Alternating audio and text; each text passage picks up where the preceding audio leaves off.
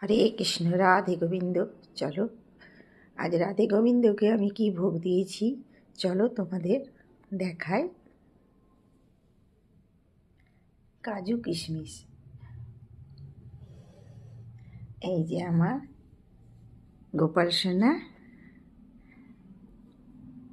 আমার রাধারানী আজ কেমন সুন্দর সব সেজেছে, দেখে মনে হচ্ছে না খুব ঠান্ডা লাগছে আমার রাধারানীর। এই যে আমার গোপাল সোনা, সবাইকে আজ আমি কাজু কিশমিশই ভোগ দিয়েছি।